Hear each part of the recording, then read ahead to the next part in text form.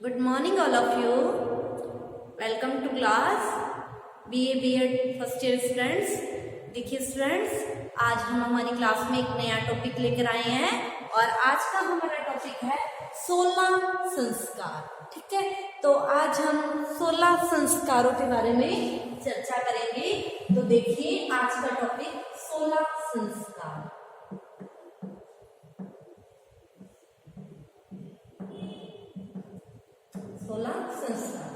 देखिए अगर हम हमारे भारत देश की बात करते हैं तो हमारे भारत देश में ये कहा गया है कि प्रत्येक व्यक्ति के जीवन के विकास के मध्य जो घटनाएं आती हैं, जैसे व्यक्ति का जन्म है, उसका विवाह है, उसकी मृत्यु है, इन सब घटनाओं से संबंधित कुछ रीति रिवाज होते हैं और ये जो रीति रिवाज होते हैं इसे ही क्या कहा जाता है? इसे ही संस्कार कहा जाता है। ठीक है, तो देखिए अगर हम संस्कार शब्द की परिभाषा पढ़ते हैं तो धर्म शास्त्रों में हमें संस्कार की जो परिभाषा मिलती है, धर्म शास्त्रों में संस्कार को इस तरह से परिभाषित किया गया है। क्या कहा गया है संस्कार के बारे में? कि संस्कार वह क्रिया है जिसके करने से कोई भी व्यक्ति किसी कार्य को करने के योग्य हो जाता है। देखिए हमें कोई काम करना है, ठीक है, उस कार्य को करने के लिए पहले हमारे अंदर एबिलिटी होनी चाहिए ना, उस कार्य को करने की, उस कार्य को करने की योग्यता होनी चाहिए। ठीक है, तो योग्य बनने के लिए भी तो हमें कुछ करना पड़ेगा। तो इसीलिए कहा गया है कि संस्कार ही तो वो क्रिया है जिसको करने से व्यक्ति किसी भी कार्य को करने के योग्य हो जाता है। ठीक है, देखिए इसको हम इस तरह से भी समझ सकते हैं कि संस्कार के अंदर वो समस्त सामाजिक और धार्मिक विधियां आती हैं जिसके करने से व्यक्ति के शारीरिक, बौद्धिक, मानसिक, चारित्रिक और सांस्कृतिक विकास का मार्ग क्या हो जाता है? साफ हो जाता है, मार्ग प्रशस्त हो जाता है। ठीक है, तो इसीलिए कहा गया है कि व्यक्ति के चहुमुखी विकास के लिए संस्कारों का विशेष महत्व है। ठीक है, और ये कहा गया है कि प्रत्येक व्यक्ति को अपने इन 16 संस्कारों का पालन करना चाहिए। अगर व्यक्ति अपने इन 16 संस्कारों का पालन करता है तभी वो अपने कर्तव्यों का पालन करता है। ठीक है, देखिए जो हमारी मनुस्मृति है, मनुस्मृति में संस्कारों के बारे में ये कहा गया है कि ये संस्कार ही तो है जो व्यक्ति के शरीर को क्या बनाते हैं? शुद्ध बनाते हैं, आत्मा को क्या बनाते हैं? उपयुक्त बनाते हैं। ठीक है, और देखिए ये भी कहा गया है स्मृति में कि व्यक्ति अगर इन 16 संस्कारों का पालन करता है तो वो दीर्घायु को प्राप्त करता है, लंबी आयु को प्राप्त करता है, उसका स्वास्थ्य भी क्या रहता है? स्वस्थ रहता है, उसका मन भी क्या रहता है? शुद्ध रहता है। ठीक है, इसीलिए कहा गया है कि प्रत्येक व्यक्ति को इन संस्कारों का पालन करना चाहिए।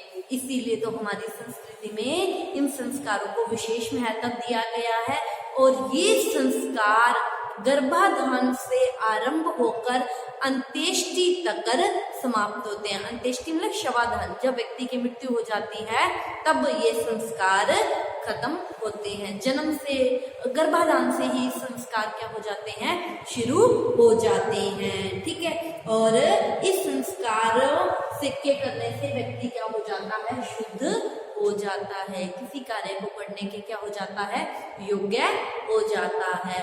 और ये जो संस्कार हैं इनकी संख्या कितनी मानी गई है?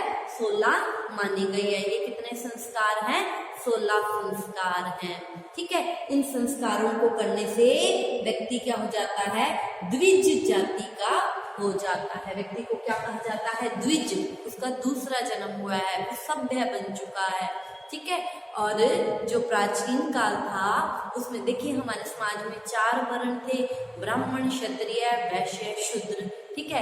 ये जब हम लोगों ने वर्ण व्यवस्था पढ़ी थी उसमें हम लोगों ने पढ़ा था, ठीक है। तो ये जो 16 संस्कार हैं ये ब्राह्मण, क्षत्रिय, वैश्य के लिए ही थे। शूद्रों के लिए केवल एक ही संस्कार था, वो था विवाह संस्कार, ठीक है। और ब्राह्मण, क्षत्रिय, वैश्य अगर इन संस्कारों को नहीं करते थे वो पाप के भागी बनते थे, और अगर जो इन संस्कारों को संपन्न करता था उसे क्या कहा जाता था? द्विज कहा जाता था, द्विज जाति कहा जाता था, ठीक है। तो ये जो 16 संस्कार हैं, अब हम इन 16 संस्कारों के बारे में चर्चा करते हैं, जिसके करने से आत्मा क्या हो जाती है? तृप्त हो जाती है, शरीर क्या हो जाता है? शुद्ध हो जाता है, ठीक है। तो देखते हैं इन 16 संस्कारों को।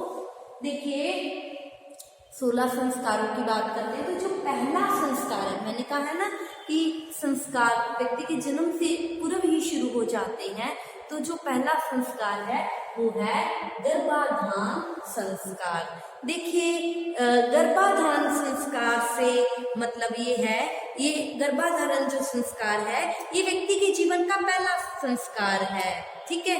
तो देखिए जो गर्भाधारण है, क्या कहा जाता है कि विवाह के पश्चात जब स्त्री और पुरुष का जो मिलन होता है उसी को ही गर्भाधारण संस्कार कहा गया है, ठीक है। तो क्या कहा गया है कि ये जो गर्भाधारण संस्कार है इसको करते समय उचित काल, काल मतलब समय, उचित समय का ध्यान रखना चाहिए।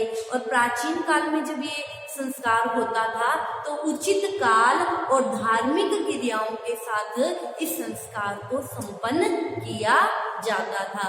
गर्भाधारण संस्कार से तात्पर्य शिशु को गर्भ में धारण करना, ठीक है। तो ये व्यक्ति के जीवन का पहला संस्कार है। जैसे बच्चा माता के गर्भ में आता है उसके संस्कार शुरू हो जाते हैं, तो गर्भाधारण संस्कार व्यक्ति का पहला संस्कार माना गया है, ठीक है।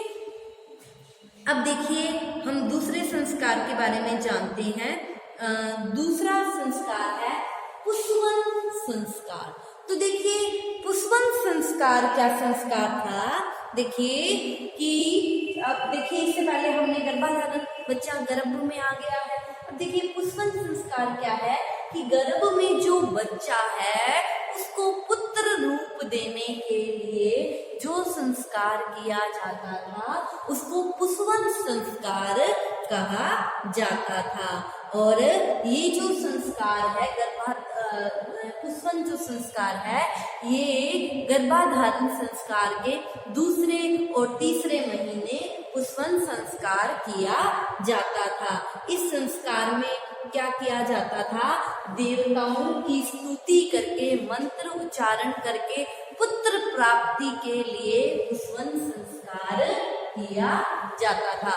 कहने का भाव ये है कि गर्भ में जो शिशु है उसको पुत्र रूप देने के लिए देवताओं की स्तुति और मंत्रोच्चारण के साथ ये संस्कार किया जाता था। और गर्भ की रक्षा के लिए कुछ आयुर्वेदिक औषधियों का भी इस संस्कार में प्रयोग किया जाता था, ठीक है। अब हम देखते हैं तीसरा संस्कार सीमंतोन्नयन संस्कार।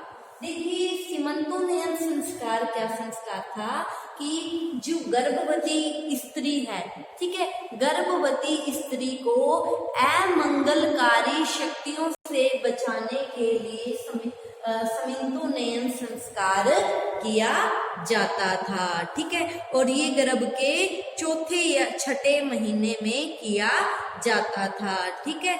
तो देखिए इस संस्कार को करने से क्या हो जाता था? औरत के ऊपर क्या हो जाता है कि जो गर्भवती औरत होती है उस पर अमंगलकारी शक्तियों का डर रहता है, तो उससे और उस औरत को गर्भाधारण जिसने कर रखा है और जो गर्भ में शिशु है उन दोनों को अमंगलकारी शक्तियों से बचाने के लिए ये संस्कार किया जाता था, ठीक है। तो ये हम लोगों ने तीसरे संस्कार के बारे में जाना। अब बात करते हैं हम चौथे संस्कार की। चौथा जो संस्कार था वो था जातकर्म संस्कार। देखिए जातकर्म संस्कार क्या था? अगर इस संस्कार को हम जन्मोत्सव कहें तो भी कुछ गलत नहीं है, ठीक है। ये देखिए, ये पुत्र होने पर ये संस्कार किया जाता था, ठीक है। पुत्र होने पर क्या किया जाता था, पिता अपने बालक पर 3 बार अपनी लंबी सांस छोड़ता था, ठीक है। और सोने के बर्तन में या चम्मच में मक्खन, शहद, घी, ठीक है, ये मिलाकर बच्चे को क्या करता था, अपनी उंगली से बच्चे की जीभ पर लगाता था। जब बच्चा होता था पैदा तो मक्खन, शहद, ये सब मिलाकर बच्चे की जीभ पर लगाता था, ठीक है। और सब लोग क्या करते थे, बच्चे को आशीर्वाद देते थे, ठीक है। इसे क्या कहा जाता है, जातकर्म संस्कार, ठीक है। अब देखते हैं अगला संस्कार, नामकरण संस्कार, ठीक है। देखिए नामकरण संस्कार क्या था, ये जो नामकरण संस्कार है ये बालक के होने के 10वें दिन के बाद या 41 दिन तक ये संस्कार किया जाता था। इस संस्कार में क्या है, बच्चे का नामकरण होता था, बच्चे को एक नाम दिया जाता था, बच्चे की जन्म कुंडली बनवाई जाती थी और बच्चे पर जो ग्रह नक्षत्रों का जो प्रभाव है, अच्छे बुरे ग्रहों का, उसका उल्लेख किया जाता था, ठीक है। और इस संस्कार में क्या होता था, घर में हवन होता था और क्या किया जाता था, भोज का आयोजन, वेदों का उच्चारण किया जाता था, मंत्र पढ़े जाते थे, हवन होता था, बच्चे पर ग्रह नक्षत्रों का क्या प्रभाव है, ठीक है, बच्चे की जन्म कुंडली बनाई जाती थी और बच्चे को एक नाम दिया जाता था। और ये संस्कार 10वें दिन से लेकर 41वें या 40 दिन का होता था, मतलब तब तक किया जाता था, ठीक है। तो ये हम लोगों ने नामकरण संस्कार के बारे में जाना। ये आज हम लोगों ने संस्कार का अर्थ और 5 संस्कारों के बारे में जाना। अब आगे की जो संस्कार, आज इतना ही। Thank you all of you.